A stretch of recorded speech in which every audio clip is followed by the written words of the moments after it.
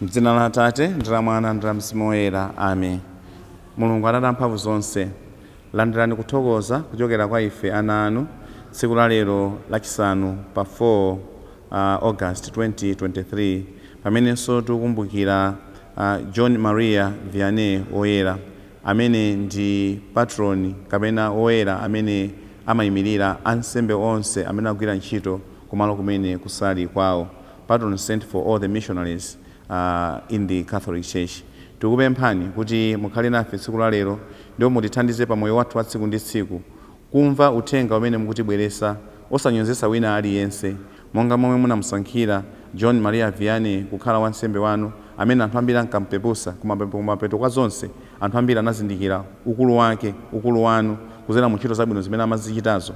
Ifeyonso mutithandize kuzindikira kuti mwa inu muli zonse ndipo inu ndi amene mmakoza zonse pamaso pathu. Mukhale nafe mu programu yangati imeneyi ndipo mutithandize kuti mawu anu amene tigawanewa afalikire konsekonse ndi kuwathandiza anthu ena kuzama pa moyo wawo wauzimu. Mwa Yesu Khristu Ambuye athu. Amen. M'dzina la Atate ndi la Mwana ndi la Mzimu Woyera. Amen. Mawu oyamba akuchokera m'buku la Levitiko mutu 23 ndime ya 1 kudzadumpha kudzapitiriza ndi ndime ya 4 mpaka 11, kudzadumpha kudzapitiriza ndi ndime ya 15 mpaka 16, mkudzawerenga ndime ya 27, mkudzapitiriza ndi ndime ya 34 mpaka 37. Amene akutiwerengera mawu oyamba ndi Sub Inspector Luciano Ntibo Nkhoma, Malawi Police Service, kuchokera ku St. Ignatius Parish, National Police Headquarters, Area 30, mu Archdiocese ya Lilongwe. Mawu mtengo wabwino akuchokera mu mtengo wabwino wa Mateyo Woyera mutu 13 ndime ya 54 kulekeza 58. Amene akutiwerengera mawu a mtengo wabwino komanso kutigawira mawu ndi Reverend Father Stephen Likhutcha, Assistant Commissioner of Police, kuchokera ku St. Ignatius Parish, National Police Headquarters, Area 30, mu Archdiocese ya Lilongwe. Buku la Levitiko mutu 23 tiwerenga ndime yoyamba. Tikuwerenganso ndime ya 4 kulekera 11. Ndikuwerenganso ndime ya 15 kulekera 16. Tikuzawerenganso Levitiko mutu 27 ndime ya 34 kulekera 37. Chauta adauza Mose kuti masiku achikondwerero osankhidwa achauta, masiku oyera a misonkhano amene mudzawalengeza pa nthawi yake ndi awa: pa mwezi woyamba, tsiku la 14 la mweziwo, madzulo ake, ndi tsiku la Pasaka ya chauta. Ndipo tsiku la 15 la mwezi womwewo ndi tsiku la chikondwerero cha buledi wosafufumitsa, lolemekezera chauta. Pa masiku asanu ndi awiri muzidya buledi wosafufumitsa. Pa tsiku loyamba muchite msonkhano wopatulika, musagwire ntchito yotopetsa. Koma mupereke nsembe yopsereza kwa chauta pa masiku asanu ndi awiri. Tsiku lachisanu ndi chiwiri ndi tsiku la msonkhano wopatulika, musagwire ntchito zotopetsa. Chauta adauzanso Mose kuti, uza Aisraeli kuti, mukakalowa m'dziko limene ndikukupatsanilo ndi kukakolola za m'minda mwanu, mudzabwere kwa wansembe ndi mtolo wa zoyambilira kucha za zokolola zanu. Wansembeyo auweyule mtolowo pamaso pa chauta, kuti inuyo mulandiridwe. Auweyule tsiku lotsatana ndi la Sabata. Kuyambira tsiku lotsatana ndi la Sabata lija, pamene mudzapereka mtolo wanu uja wa chopereka choweyula pamaso pa chauta, muwerenge milungu isanu ndi iwiri yathunthu, ndiye kuti masiku asanu mpaka tsiku lotsatana la Sabata lachisanu ndi chiwiri. Patapita masiku amenewo, mupereke chopereka cha chakudya chatsopano kwa chauta. Tsiku la 10 la mwezi wachisanu ndi chiwiri ndi tsiku lochita mwambo wopepesera machimo. Imeneyo ikhale nthawi yanu yochita msonkhano wopatulika.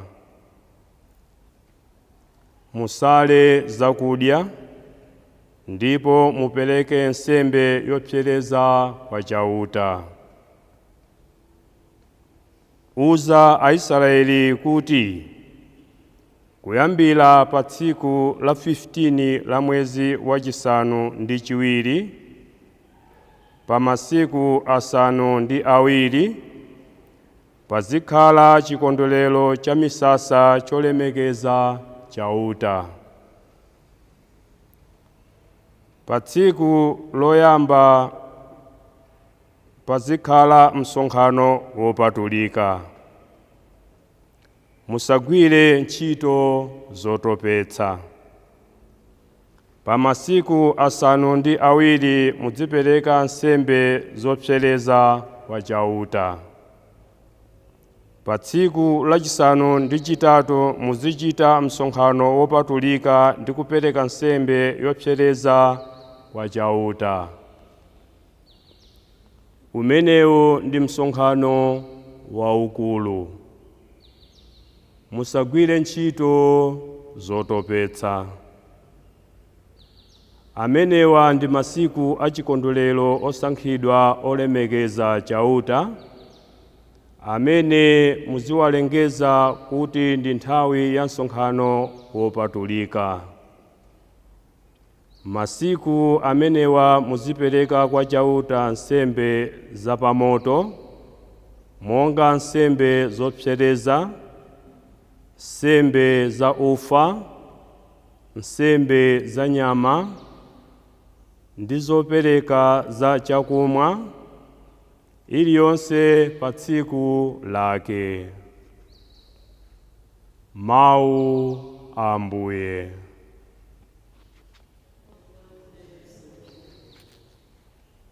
Ambuye akhale nanu.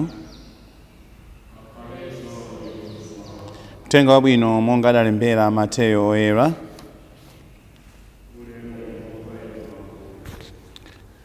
Mutu 13 kuyambira ndime ya 54 kulekeza 58. Pa nthawi yomweyo Yesu atafika ku dera la kwawo, adayamba kuphunzitsa anthu m'nyumba yawo ya mapemphero. Amene ankamumva ankadabwa nkumati, kodi iyeyo nzeru zimenezi ndi mphamvuzi adazitenga kuti? Kodi iyeyi si mwana wa mmisiri wa matabwa uja? Kodi suja amayi wake ndi Mariya, ndipo abale ake si Yakobo, Yosefe, Simoni ndi Yuda? Kodi suja alongo ake onse ali nafe pompano? Nanga tsono zonsezi adazitenga kuti? Choncho adakhumudwa naye. Koma Yesu adawawuza kuti mneneri amalemekezeka kwina kulikonse kupatula kumuzi kwawo ndiponso kubanja kwawo. Motero sadachite zamphamvu zambiri kumeneko chifukwa cha kusakhulupirika kwa anthuwo. Mthenga wa Ambuye.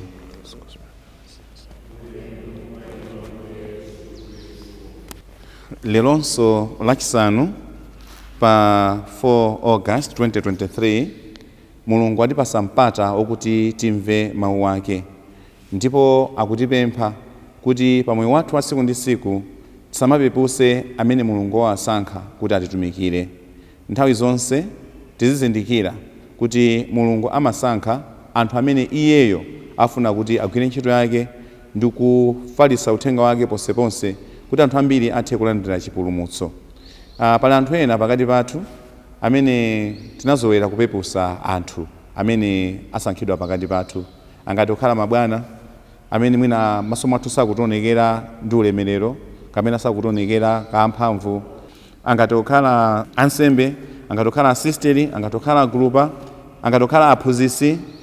Ife mwina ndikumapepusa kapena kumanyoza munjira zosiyanasiyana, koma iwowa ndi amene anasankhidwa ndi Mulungu kuti agwire ntchito yakuti pa nthawi yakuti kuti anthu ena athe kuthandizidwa.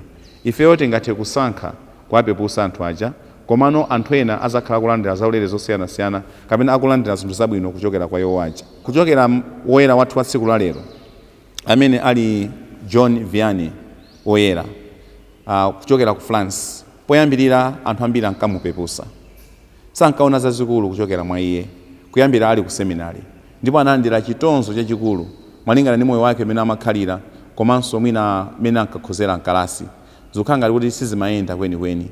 Komano atazozedwa kukhala wansembe, atayamba kugwira ntchito, dziko lonse lapansi linadabwa, ndipo anthu ambiri ankapita ku Ars kumene iye ankagwira ntchito, anasankhidwa kukhala parish priest kapena bambo mfumu, ndipo anthu ambirimbiri ankakonda kukalapa kwa iye komanso kutsogozedwa pa moyo wawo wauzimu chifukwa cha nzeru komanso luntha limene Mulungu anampasa. Koma chikhalirecho anthu ambiri ankangomunyoza, ankangomunena malingana ndi maonekedwe yake komanso malingana ndi momwe iye amakhalira ali ku seminari. Mulungu amasankha zinthu zooneka ngati zofowoka kuti zigwire ntchito yamphamvu pakati pa anthu. Amanyazisa anthu ena amene akuoneka kuti ndi anzeru kwambiri ndi kusankha anthu ena amene akuoneka ngati ndi opusa kuna kuti athe kugwira ntchito yake, ndipo kuti ufumu wa Ambuye Mulungu upite pasogolo. Tamvanso mu uthenga wabwino anthu ena akupepusa Ambuye Yesu, makamaka abale ake amene amamudziwa bwinobwino, ndipo akumunyoza kuti iye mphamvu zanga zimenezo wazitenga kuti. Abale ake si awo ali apawa, mayi ake kodi si Mariya, bambo ake kodi si Mpalamatabwa, iye wazitenga kuti mphamvu zanga zimenezi, ndipo anamunyazisa, ndipo anamunyozesa, ndipo anamupepusa. Kumapeto kwake Ambuye Yesu inde anagwirako ntchito pang'ono kumeneko, koma anachoka anapita kukagwira ntchito kumalo kwina kumene iwo analandira ulemerero komanso anthu ambiri anamvesa zambiri zokhuzana ndi Ambuye Mulungu. Choncho mawu athu alero akutipempha kuti tisakhale anthu onyoza anthu ena, tisakhale anthu opepusa anthu ena. Anthu amasankhidwa ndi Mulungu kuti agwire ntchito pakati pathu, atithandizire pakati pathu zinthu zina ziyende bwino. Kwa ife amene tili anthu onyoza kapena anthu opepusa anthu ena, tizamanidwa zaulere zosiyanasiyana kapena zinthu zabwino kuchokera kwa amene Mulungu yowasankha kuti akhale pakati pathu. Wina aliyense ndofunikira pa moyo wathu wa tsiku ndi tsiku, kakuoneka opusa, kakuoneka opepera, koma pa udindo umene Mulungu ampasa pa nthawi yangati imene yoyo, chifukwa maudindo onse amachokera kwa Ambuye Mulungu. Ntchito zonse zimene tikuzigwira zochokera kwa Ambuye Mulungu. Munthu amene akugwira ntchito yangati imene yoyo timpase ulemu wake, timumvetsere, ndipo ifeyo tithe kusatira uphungu wakewo kuti kumapeto kwa zonse tithe kukwaniritsa zinthu zosiyanasiyana. Taganizani muli inuyo kuti pa udindo umene muli, anthu amene mukapempha kuti mwina mugwire nawo ntchito zosiyanasiyana mukawaza zochita sakukumverani, mungamve bwanji? Taganizani muli inuyo kuti anthu akunyozani, anthu akupepusani, mungamve bwanji? Chimene Mulungu akufuna ndi chonena kuti wina aliyense ali ndi ntchito yake yosiyanasiyana. Mu ntchito yakeyo tithe kumulemekeza komanso tithe kumpasa ulemu. Timamva chisoni momwe anthu ena amanyozera apolisi. Tunena izo osakhala chifukwa kuti sabata ino malaliko onse kapena zowerenga zonse zochokera ku polisi ayi, koma timayiwalira kunena kuti sitingathe kugona mwamtendere makomo mwathu, sitingathe kukhazikika mwamtendere dziko mwathu muno popanda apolisi. Zinthu zikakhala kuti zavuta kwambiri, chimene timakumbukira ifeyo ndi kuyitana apolisi. pakakauti pachitika ngozi chimene anthu amakumbukira kwambiriso ndikuyitana apolisi kupatulaso akuchipatala kuti adzathandizire. Pakakauti ena ake amwalira mwadzidzidzi chimene anthu amakumbukira kwambiri ndikuyitana apolisi kuti adzathandize. Pakakauti kwabedwa chimene anthu amakumbukira kwambiri ndikuyitana apolisi kuti adzathandize. Ndipo apolisi amakhala kugwira ntchito zosiyanasiyana zothandizira kuti anthu athe kumvetsa bwinobwino, athe kuzindikira bwinobwino, ndikupanganso kunena kuti anthu aja athe kuziwa zoona zake zenizeni zokhuzana ndi zimene zinthu zachitika. Choncho tikunena kuti pakati pathu pali anthu ena amene amakonda kunyoza anzawo, kupepusa ntchito za anzawo, amaona ngati zawo zonzofunikira kwambiri, zina zonzosafunikira. Mawu alero akutiuza kuti ntchito ina iliyonse ndiyofunikira. Ngakhale munthu amene tinamulemba ntchito ku nyumba, kandi osesa, kandi ophika, kandi opanga olera mwana, onse aja ndofunikira. Momwe anthu ena akulera ana mmakomomo, makolo ambiri tsiku la lero sitingathe kukwanisa. Momwe anthu ena akusamalira pa nyumba mmakomomo, anthu ena ambiri sitingakwanise. Momwe anthu ena amasamalira m'maofesi ngati ma messengers, ma clerk, anthu ena ambiri sitingathe kukwanisa. Choncho tikunena kuti wina aliyense ndofunikira pamaso pa Ambuye Mulungu komanso pa ntchito yake. Ankandiuza mnzanga amene anali ku university ina yake akuti ankanyoza anthu amene amalawirira kumakasesa makalasi, kumakasesa m'maofesi, kutenga makiyi osiyanasiyana kuwanyoza. Ndi akuti anthu aja amene amanyozedwa aja anayamba strike. Ndi strike yake zimene anachita, anatenga makiyi osiyanasiyana apa university ndikuwasiya pamodzi. Ndi panali makiyi mwina opitirira 1000. Ndi anthu aja manena kuti amonyoza aja manena kuti ife tingathe kumagwira ntchito ngakhale iwo watakhala kuti palibepo. Koma tsiku limene atapita kuti akagwire ntchito, kuti afufuze aziwe kuti kiyi wa ofisi mwawo ndi wakuti pali makiyi opitirira 1000, anakanika. Ndipo tsiku limene kumangogwira makiyi mpaka na nthawi ikutha. Mpaka na anthu aja anayitananso ndikukapasa zimene iwo aja amazisowa. Wina aliyense ndofunikira. Tisanyoze wina aliyense chifukwa china chilichonse kuti chitheke, Mulungu anasiya china chilichonse pamalo pake kuti awa akagwira apa, ena agwira apo, ena achita izi, ena achita izo. Kubwerera ku mawu athu oyamba a tsiku la lero, tikumva zinthu zingapo zimene Mose akutiphunzitsa. Pamene muthenga wabwino Ambuye Yesu akunyozedwa, pamene woyera wa tsiku la lero John Maria Vianney ankanyozedwa, tamva kale kuti kumapeto kwake analandira ulemu. Tikudziwanso kuti Ambuye Yesu kumapeto kwake anthu anazindikira zoona zake zenizeni ndi kumapasa ulemu. Chifukwa lero tili a Khristu.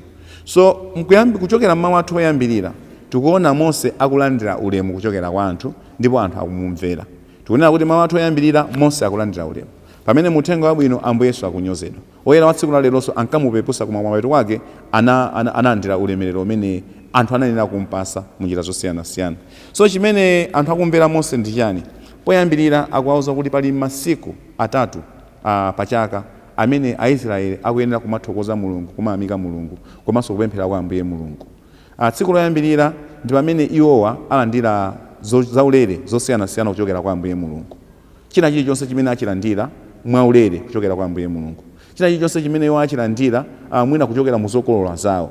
Akunena kuti akuyenera kupatula kupempherako, akuyenera kutengapo zina zimene azilandirazo ndi kukapereka ku chalichi, kuti Mulungu apitizebe kuwadalitsa, komanso Mulungu apitizebe kuwapasa zaulere zosiyanasiyana pa moyo wa tsiku ndi tsiku.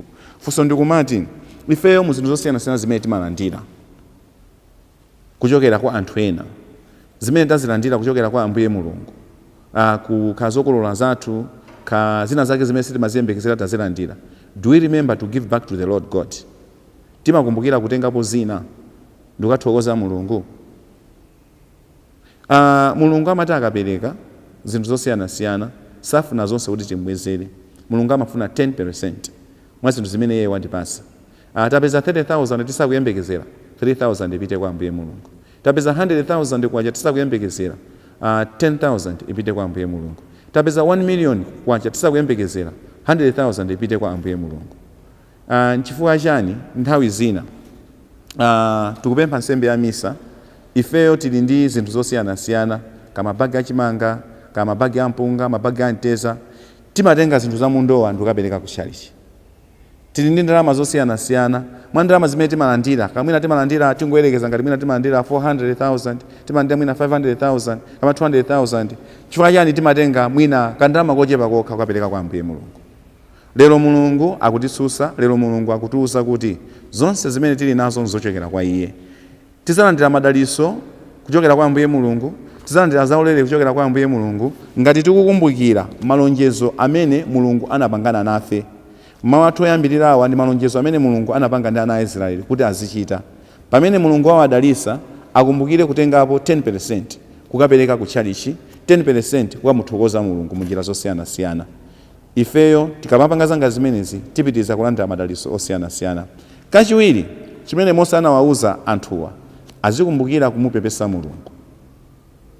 Anyamulepo zinthu zina zimene ali nazo ndikukapereka ngati nsembe kwa Ambuye Mulungu kupemphera kuti Mulungu akhululukire machimo awo. A day of atonement. Tsiku limene tikuyenera kupepesa Ambuye Mulungu. Ndikunyamula zinthu zosiyana, lero ineyo ndikukapereka mpunga uwu.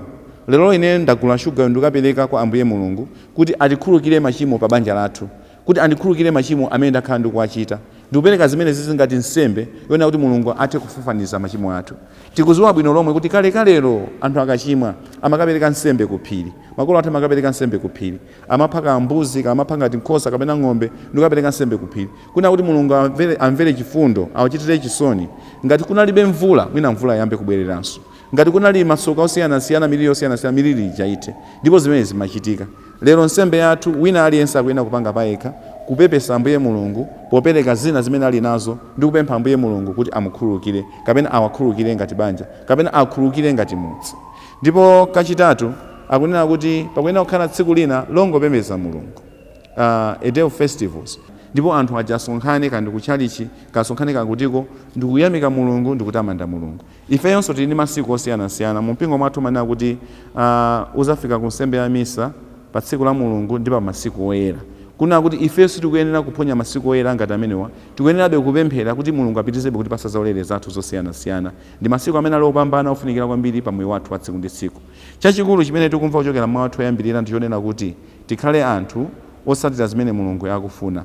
Tizikumbukira kumuthokoza Mulungu, tizikumbukira kumupepesa Mulungu, komanso tizikumbukira kupemphera kwa Ambuye Mulungu kuti tilandire zaulere zimene tikuzisowa pa moyo wathu wa tsiku ndi tsiku. John Maria Vianney woyera wa tsiku la lero atithandize kukhala anthu ozindikira ukulu wa Mulungu pa moyo wathu wa tsiku ndi tsiku.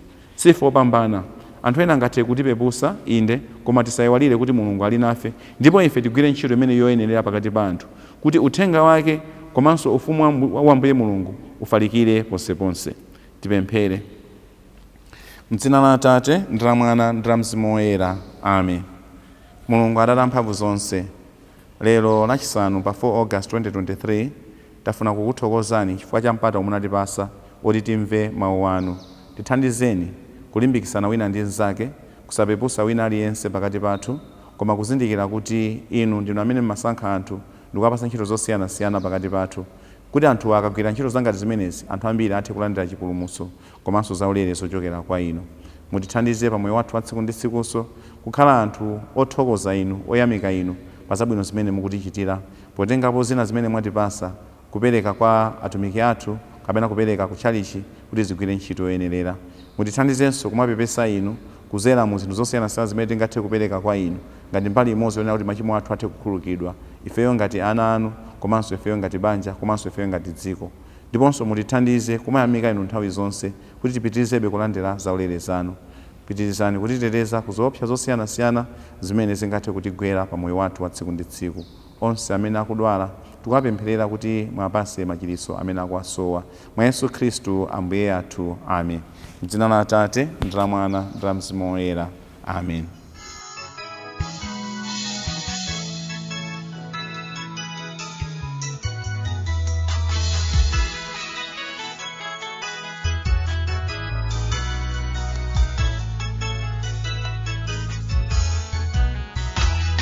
To